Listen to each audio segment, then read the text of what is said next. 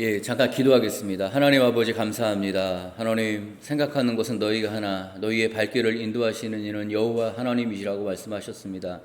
하나님 또 부족한 죄인을 또 이 자리에 부르신 것이 하나님의 인도하심인 줄 믿습니다.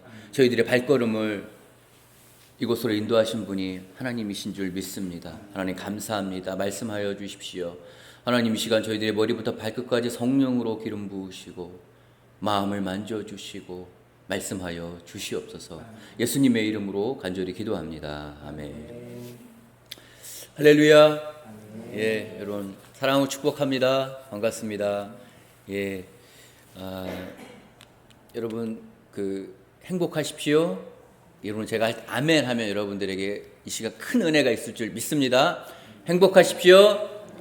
성령 충만하십시오. 기뻐하십시오. 아멘. 그렇습니다. 하나님이 우리에게 원하시는 것은 기뻐하는 마음입니다. 우리가 자녀를 낳잖아요. 그러면 부모는 언제 행복하냐면 자녀가 행복할 때 부모는 행복합니다. 하나님이 우리에게 원하시는 마음은 뭐라고요? 우리가 행복하는 거예요. 그래야 하나님 아버지가 기뻐하십니다. 아멘. 사랑하고 축복합니다. 반갑습니다. 주의 은혜가 지금 이 시간 저와 여러분에게 함께 하시기를 주의 이름으로 축원합니다.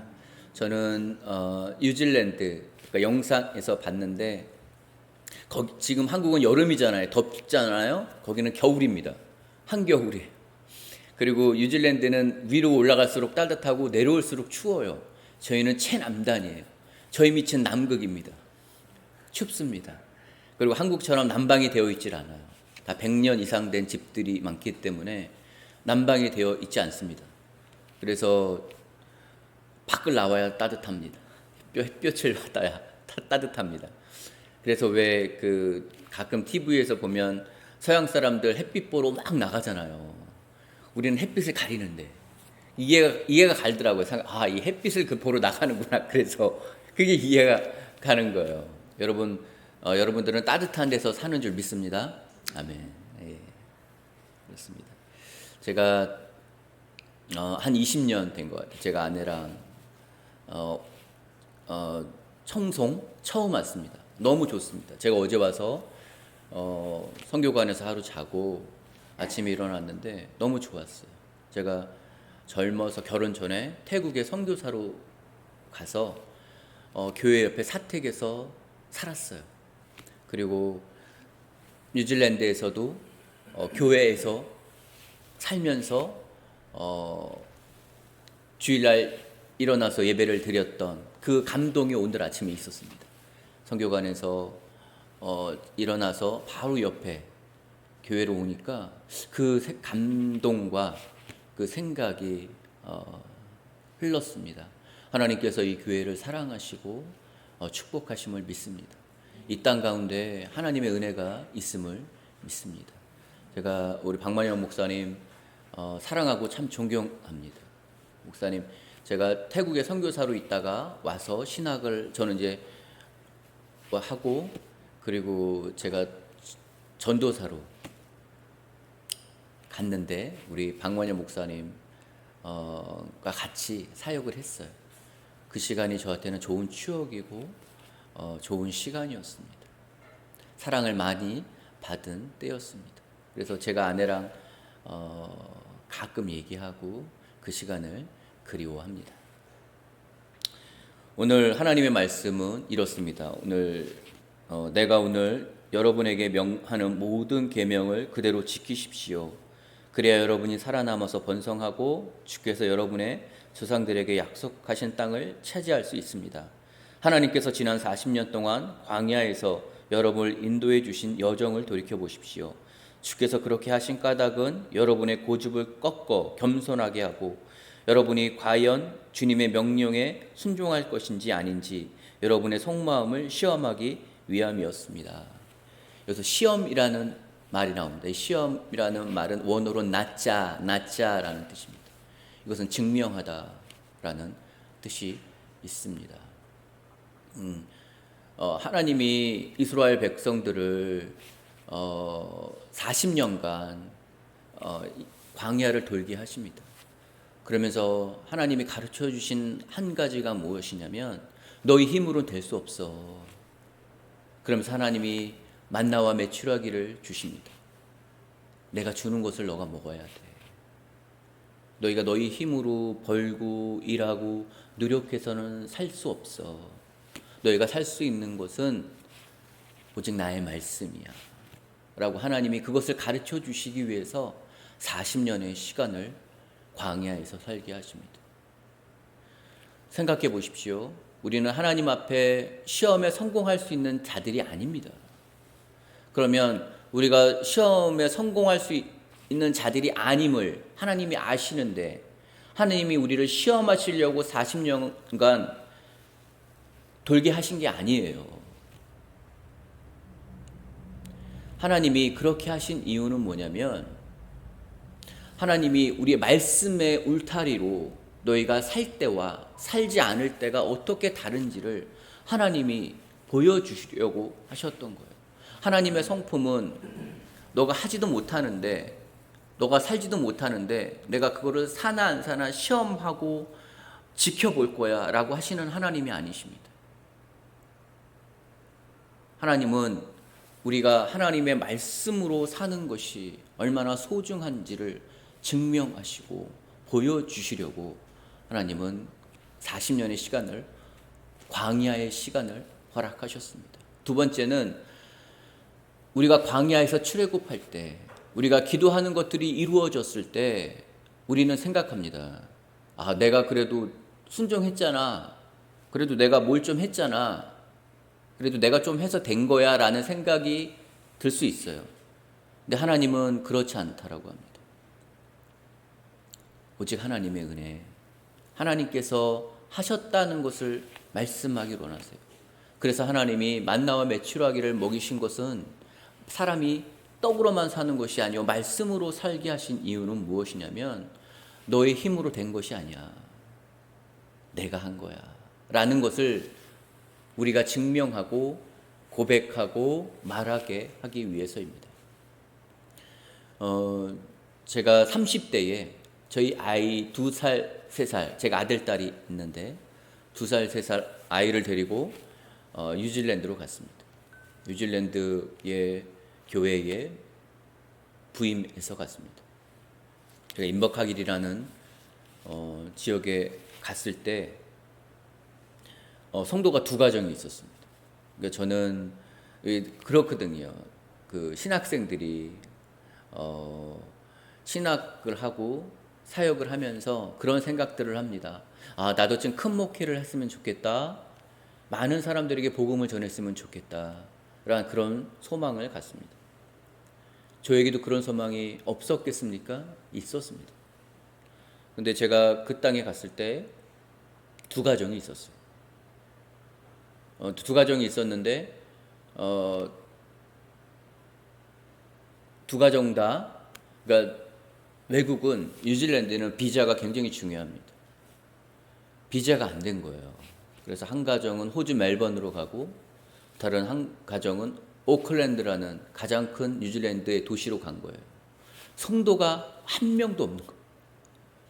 제가 30대에 갔는데 저희 아이 2, 3 데리고 갔는데 저희 아이들 2살, 3살 때 집에 재워놓고 제 아내랑 둘이 새벽 예배 가서 예배하고 했는데 성도가 없는 거예요. 하나님 왜 날 부르셨을까? 하나님의 계획은 무엇일까? 그리고 제가 제 아내랑 기도했습니다. 그리고 제 아내랑 둘이 전도했어요. 한 손에는 신라면, 한 손에는 김치를 들고 돌아다녔습니다. 집집마다 다니고 하면서 전도했습니다. 그리고 2가정을 전도했습니다. 그 2가정을 전도했습니다. 그리고 2가정과 신앙생활을 했습니다. 근데 제가 2가정이랑 신앙생활을 하면서 하나님이 곧 많은 사람들을 불러주실 거야, 모아주실 거야 라는 소망을 갖고 하지 않겠습니까? 근데 제가 2가정을 얼마를 목회했냐면 10년을 했습니다. 할렐루야. 10년을 두 가정을 목회했습니다.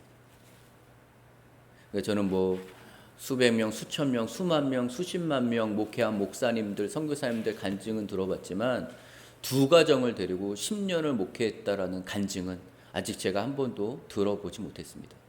제가 그런 사람입니다. 할렐루야. 네, 제가 그런 사람입니다. 두 가정을 10년을 목회했습니다. 힘든 시간이었습니다. 고통의 시간이었습니다. 아픔의 시간이었습니다. 뉴질랜드가 각 도시가 다 바다를 끼고 있습니다. 저희는 남쪽 끝 바다예요. 바다 끝에 가서 하루는 그런 기도를 했습니다. 하나님, 제가 지금 이 바다에 들어가겠습니다. 너무 고통스러운 시간이었습니다. 저의 혈기와 저의 마음이 하나님 너무 감당하기 어렵습니다. 제가 차라리 지금 바다에 빠지든가 하나님 저를 이곳에 떠나게 하시든가 하나님 해주십시오. 그런 마음의 소원이 있었습니다. 그리고 10년의 시간이 흘렀습니다. 그리고 10년 뒤에 하나님께서 은혜를, 이전에도 큰 은혜였지만 또 은혜를 주셨어요. 사람들이 오기 시작하는 거예요. 저희는 지역에 SIT라는 학교가 있는데, 기술학교 같은 학교가 있는데, 거기에가 학교가 랭귀지하고 본과로 들어가는 프로그램을 만들면서 이것이 한국에 연결이 되면서 한국 학생들이 오기 시작하는 거예요. 근데 40대에 아이 둘 데리고 오는 학생 가정들이 있어요. 이제 한국 사는 게 너무 힘들어서. 근데 그러면서 교회가 사람들이 늘어나기 시작했어요. 근데 특징이 있었어요. 저희 교회는 사람들의 특징은, 첫째는 뭐냐면 교회를 한 번도 안 가본 사람들. 두 번째는 목회자 자녀들이 있었어요. 근데 목회자 자녀가 아버지가 목사님이야. 근데 상처가 너무 많아. 교회도 안 갔어, 한국에서.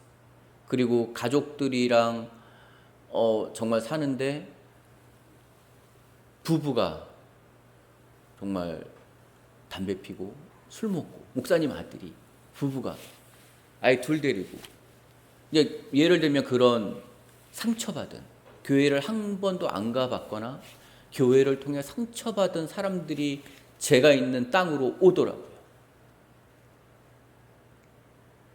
하나님의 인도하심이라고 저는 생각했습니다.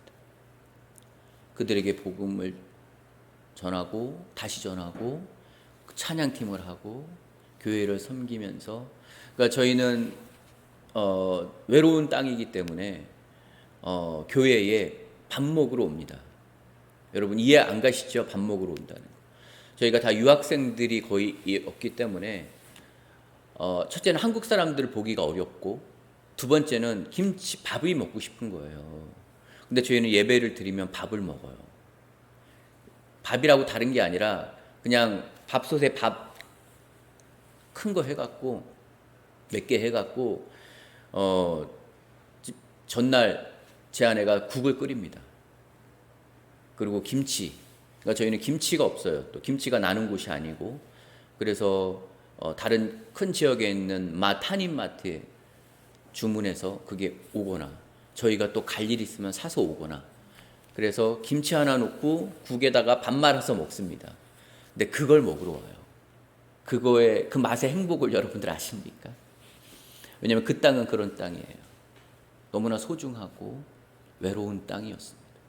그렇기 때문에 온 사람들은 예수님을 만나게 됩니다.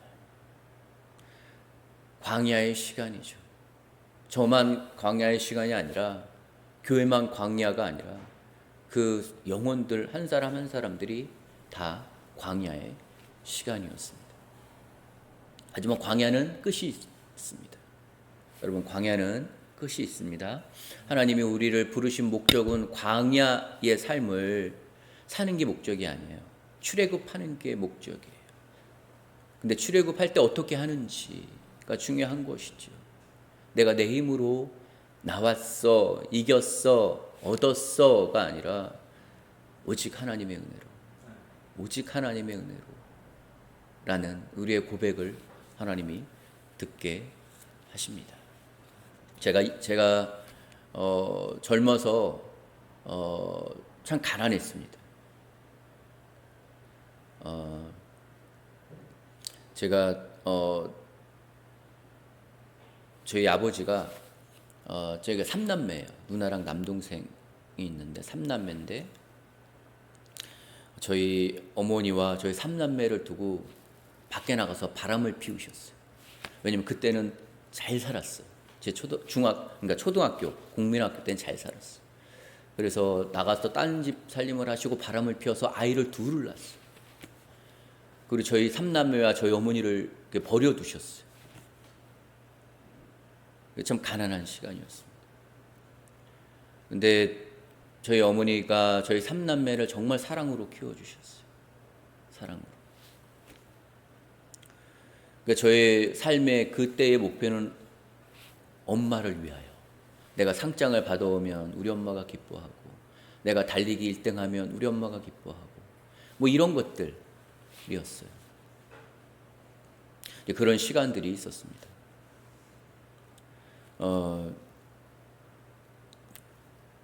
그리고 제가 이제 고3 때 저희 아버지가 위암이 걸리셔서 들어오셨어요.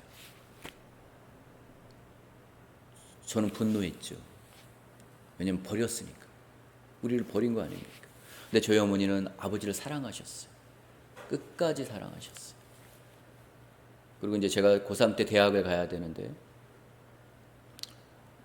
이제 아버지가 위암이 걸려서 들어왔으니까 병원을 가야 되고 치료를 받아야 되는 거예요. 그래서 하루는 어머니가 저한테 얘기해요. 정훈아, 대학 가지 않으면 좋겠다. 지금 아버지 이 병원비 때문에 너가 돈을 벌어야 된다라는 말씀을 하시는 거야. 이것은 저에게 배신이었습니다. 어떻게 이럴 수 있나? 과연 이렇게까지 사랑하시나? 저는 저희 어머니를 사랑했잖아요. 그러니까 순종했습니다. 저는 대학을 가지 않았고 취업을 했습니다. 돈을 벌었어요.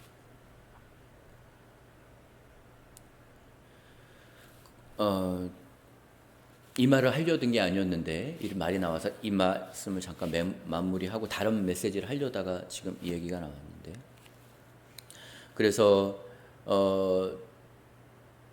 저희 아버지가 결국은 돌아가셨어요. 돌아가셨는데 제가 그래도 아버지를 잘 섬겼어요. 그리고 돌아가시 전에 몇 주 전에 제가 병원에서 복음을 전하고 아버지가 예수님을 영접하시고 그리고 그 후에 돌아가셨어요. 그리고 저희 어머니는 저희 3남매를 키우시면서 버틸 수 있는 유일한 힘이 있었어요. 그건 뭐냐면 술이었어요. 술. 매일 소주를 드셔야 돼요. 그래야 잠을 주무시니까. 인생이 너무 외로워서. 여러분 그걸 이해하시지 않습니까? 저만 이해합니까? 이해합니다. 너무 외로웠어요, 인생이. 그러니까 저희 어머니는 알코올 중독이었어요. 그리고 간경화가 온 거예요. 그리고 제가 근데 하나님 앞에 열심히 제가 17살 때 예수님을 영접했습니다. 예수님을 영접하고 제 기도 제목은 하나였어요. 그러니까 정말 깊은 회개와 감사와 예수 그리스도의 은혜가 있었고, 그러면서 제가 하나님 앞에 기도하는 것은 하나는 저희 어머니의 구원이었어요. 그걸 살려달라는 거였어요. 근데 저희 어머니가 제가 이제 집에 왔는데 저희 집 앞에 사람들이 웅성웅성 모여 있어요. 아, 이게 뭔 일이 있구나. 저희 어머니가 교회를 다니시고 집사님이셨어요. 근데도 너무나 슬프고 좌절될 때마다 또 술을 드셨어요. 근데 저는 그거 이해합니다. 그럴 수 있다고 생각합니다. 그리고 결국은 병원에 입원하셨어요. 제가 그때 좌절했습니다. 하나님 앞에서. 하나님, 제가 예수님 그때 제 복음 전할 때였거든요. 열심히 영등포요. 여의도 광장, 그때는 여의도 광장이 자전거 타던 곳이었어요. 넓은. 지하철에서도 복음을 전했습니다. 복음 전하는 자로 제가 살았는데, 저의 이 기도 제목 하나인데, 하나님 저 어머니 데려가시면 저는 좌절합니다. 그리고 근데 교회 어머니가 돌아가셨어요. 저는 분노했습니다. 그리고 깊은 우울증이 저에게 왔습니다. 근데 그때는 그게 우울증이었는지도 몰랐어요. 일을 하는데도 눈물이 나고, 지하철을 타는데도, 출근하는데도 눈물이 나고, 퇴근하는데도 눈물이 나고, TV를 봐도 눈물이 나는 거예요. 도저히 정상적인 생활을 할 수가 없더라고요. 그래서 제가 다니던 그 회사에 사표를 냈습니다. 사표를 내고 깊은 침체 가운데 들어갔습니다. 그러면서 그 뒤에 이제 하나님이 저를 이렇게 회복해 주시고 하는 시간들이 있었습니다. 제가 말씀드리고 싶은 것은 뭐였냐면, 그때 하나님이 어떻게 말씀하셨냐면, 제가 이제 한국에서 예전에, 지금은 잘 모르겠어요. 4년마다 선교 한국이라는 것을 엽니다. 그때 한양대학교에서 했어요. 지금은 잘 모르겠습니다. 제가 한국 떠난 지 오래돼서 잘 모르겠는데, 그때 선교 한국 가서 제가 은혜 받고 했는데, 선교 한국에서 만난 한 분이 어떤 미국에서 한국 목사님이 오신대요. 저한테 개인적으로 콜링을 하는 거예요. 거기 한번, 왕십리 쪽이었어요. 집회를 하는데 한번 오시지 않겠냐고. 그래서 제가 갔습니다. 그때가 제가 집은 상계동이었고 성경 공부하는 데는 화옥동이었어요. 일주일에 3번을 갔습니다. 토요일은 큐티 모임하고, 주일은 같이 예배드리고 전도하러 다니고, 수요일은 기도 모임하고. 그때 제가 이제 온누리 교회라는 교회에 다녔는데, 온누리 교회 고3 담임을 했었어요. 그때 기억나는 게 뭐냐면, 그때 구두를 신었는데, 랜드로버 같은 구두를 신었는데, 제가 지금 기억이 잘 안 나는데 그게 빵꾸가 났었나 봐요. 그래서 이제 그 담당하는 목사님이 지금 뭐 담당하시는 목사, 강부호 목사님이라고 하시는 거, 그분이 이렇게 저를 불러요. 선생님, 여기 이제 구두 티켓을 주는 거예요. 이거 사서 신으라고. 근데 저는 그때 정말 성령 충만했습니다. 구두가 빵꾸나 이거 아무런 개의치가 않았어요. 나는 은혜가 충만했고, 성령이 충만했고, 복음 전하는 자였고, 내가 고3 담임으로 아이들을 양육했고 그랬어요. 근데 그걸 주더라고요. 복이 안 좋았나? 그랬던 기억이 납니다. 그리고 미국에서 온다는 그 목사님 집회에 갔어요. 그분이 치유사역자였어요. 유명한 치유사역자. 전 그분이 유명한지도 몰랐어요. 그리고 갔더니 그 왕십리 그 교회에 아픈 분들이 다 모인 거예요. 이분이 기도해 주니까 기도해 주면 치유가 되고 회복될 것이다라는 그런 광고를 하고 왔던 것 같아요. 저도 하도 오래돼서 잘 기억은 안 나는데. 근데 제가 이 말씀을 왜 드리냐면, 한 간증을 하려고 합니다. 그때 저는 20대에 젊은 사람이었죠. 그리고 다른 사역자들은 다 목사님들이었고. 근데 그 한 분이 걸어오시는데 부축을 받고 걸어와요. 이분이 지하에서 교회를 개척하셔서 평생을 목회하신 목사님이에요. 근데 그분이 몸의 반이 뇌출혈, 뇌경색이 오셔서 못 쓰는 거예요. 그래서 말도 제대로 못하고 걷지도 못하고 잘 몸의 반을 못 쓰니까, 뇌의 반을 못 쓰니까 그렇게 있는 거예요. 그 사람들이, 사역자들이 이제 다 모여서 치유하는 시간을 가져요. 근데 그분한테는 아무도 안 가는 거야. 왜냐면 이분이 가장 중증이었거든. 그래서 하나님이 제게 마음을 주십니다. 담대히 하잖아요, 제가. 그분한테 가서 기도하고 사역하고 하나님이 저에게 마음을 주시는데 일어나시라고. 근데 이분은 안 된다는 거죠. 그리고 일어날 수도 없다는 거죠. 누구나 부축을 받고 해야 되는데 하나님 이 시간 치유하시니까 일어나라. 그러니까 일어난 거예요. 그때 그 모든 교회 사람들이 다 집중한 거예요. 오이 걸어보라고. 자기는 걷지를 못하는 거예요. 아픈 이유로 혼자서. 괜찮다고 걸으라고. 걷는 거예요. 빨리 뛰어보라고. 그래서 빨리 뛰었겠습니까? 뛰었겠습니까? 그렇게 됐습니다. 그랬더니 모든 시선들이 다 집중되고 멈춰 있는 거예요. 시간이 멈춘 듯이. 제가 이 간증을 사실 잘 안 합니다. 잘 안 합니다. 근데 제가 어제 밤에 하나님 제가 어떤 말씀을 청송해서 오늘 할까요? 라고 할 때 이 말씀을 너가 좀 하면 좋겠다라는 마음을 하나님이 주셔서 제가 합니다. 하나님 앞에서는 능치 못할 일이 없습니다. 하나님께서 무리를 걸으십니다. 사랑하는 제자가 말합니다. 베드로가 말합니다. 주여, 저도 당신처럼 걷고 싶습니다. 무리를 걷고 싶습니다. 예수님이 손을 내밉니다. 바다 위를 올라갔습니다. 그런데 넘실대는 파도를 보고 빠집니다. 처음에는 섰지만 걸었지만 파도를 보고 빠집니다. 저는 그것이 우리의 인생이라고 생각합니다. 우리는 예수님 믿고 어쩌면 평생을 믿음으로 신앙생활을 하면서 살지만 늘 우리 앞에 있는, 우리의 현실에 있는 넘실대는 이 파도가 나의 마음을 힘들게 하고 흔듭니다. 근데 하나님은 말씀하십니다. 나를 보라고.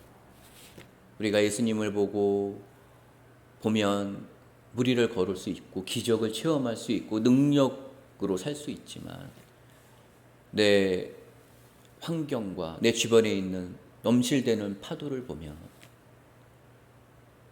우리는 빠질 수밖에 없고 시험에 들 수밖에 없고 넘어질 수밖에 없는 인생입니다.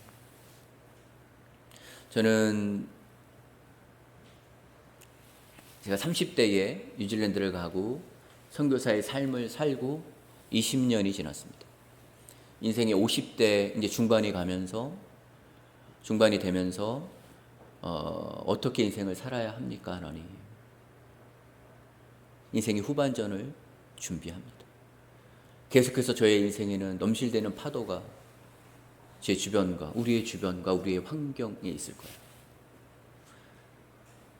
때로는 좌절도 합니다. 저는 우리 믿는 사람들도 좌절을 해봐야 한다고 생각합니다. 의인이 아주 엎드려지지 아니하면 여호와께서 그를 붙드십니다. 엎드려지지 않는 인생이 없어요. 넘어지지 않는 인생이 없어요. 근데 중요한 건 뭐예요? 넘어지는 게 중요한 게 아니라 일어나는 게 중요한 거예요. 아주 엎드려지지 아니하면 여호와께서 그를 붙드십니다. 넘어지는 거 괜찮습니다. 일어나는 게 중요합니다. 그리고 그때마다 하나님의 손이 우리를 붙잡아 일으켜 주실 것입니다. 저는 오늘 말씀을 묵상하고 하나님 앞에서 어떤 말씀을 좀 전해야 될까라고 하면서 하나님, 제가 말씀을 하면서 저를 좀 치유해 주십시오. 저를 회복해 주십시오. 그래서 다시 일어나서 하나님 말씀을, 복음을 전할 수도 있는 힘을 주십시오. 라는 그런 기도를 했습니다. 이 땅이 회복의 땅인 것을 믿습니다. 이 교회가 회복의 교회인 것을 믿습니다. 여러분들이 교회를 통하여 회복되어지고 가족들이 믿음으로 살 것을 소망합니다. 자녀들이 가장 잘 되는 복이 무엇입니까? 제가 이 얘기만 하고 말씀을 마치겠습니다. 저희 아이를 2살, 3살에 데려갔다 그랬잖아요. 그러니까 부모는, 아빠는 선교사인데, 엄마는 선교사인데, 사실은 자녀들은 선교사가 아니잖아요. 저는 제 의지와 결단과 제 믿음과 헌신으로 갔지만, 저희 아이들은 그냥 따라간 거예요. 손잡고, 엄마, 아빠. 그러니까 저희 아이들의 입장에서 그 땅은 너무 외로운 땅이었어요. 친구도 없어요. 자라면서 또래 집단이 필요한데 친구가 없어요. 대화할 사람이 없어요. 색깔이, 피부가 달라. 언어가 달라. 자기는 외톨이야. 그런 생각을 할 수 있지 않았겠어요?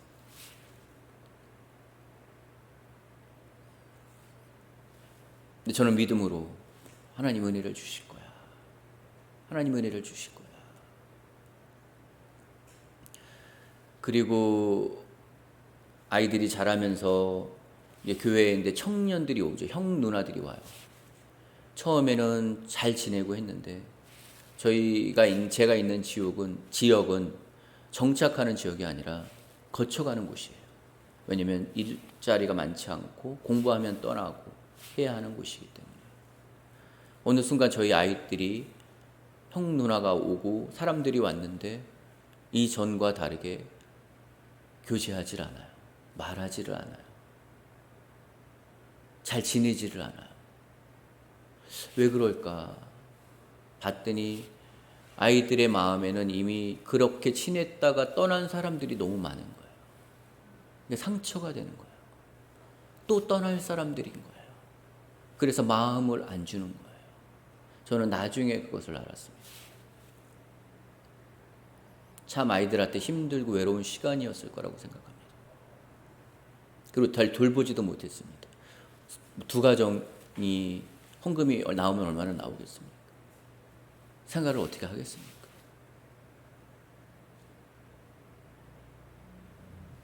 하나님이 은혜를 그때도 주셨고 지금도 주십니다. 저희 아들은 음악을 합니다. 스포티파이라는 음원 사이트에 작곡을 해서 곡을 올려요. 한 달에 듣는 사람만 100만 명입니다. 수입이 엄청납니다. 그거로 호주 멜번에서 자기 집 얻고 스튜디오 따로 얻고 그리고 돈 생기면 미국 주식 사고 살아갑니다. 한 번도 제가 도와준 적이 없습니다. 고등학교 졸업하고. 저희 딸은 뉴질랜드 오클랜드 대학교 법대 3학년입니다. 그리고 거기서도 전 세계에서 세 번째 안에 있는 로펌에 이번에 인턴으로 합격을 했어요. 제가 이 말씀을 드리는 것은 뭐냐면 자랑하려는 것이 아닌 것이 알죠. 그런 인생 가운데 또 저 같은 인생 가운데도 땅끝에 그런 인생 가운데도 하나님이 포기하지 않으시고 긍휼히 여기시고 은혜를 주신다는 거예요. 저는 믿습니다. 이 땅 가운데 마음과 정성과 뜻을 다하여 예배하는 여러분들을 통해 교회가 회복될 것입니다. 이 땅이 회복될 것입니다. 그리고 이 교회를 통하여 여러분들을 통하여 많은 죽어가는 영혼들이 죽게 돌아오고 민족들이 회복될 것을 소망합니다. 제가 드릴 말씀은 많은데 다음에 한번 와서 또 말씀을 전하겠습니다. 잠깐 기도하겠습니다.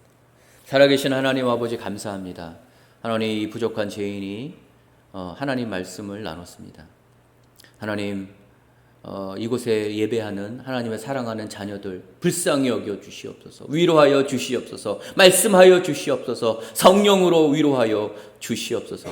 예수의 이름으로 이 시간 은혜가 임할지어다. 성령이 임할지어다. 평안이 임할지어다. 자녀들을 불쌍히 여겨 주시고 믿음의 자녀들 되게 하시고 말씀으로 살아가는 자녀들 되게 하시고 우리 모든 인생 되게 하여 주시옵소서. 감사드리며 예수님의 이름으로 간절히 기도합니다.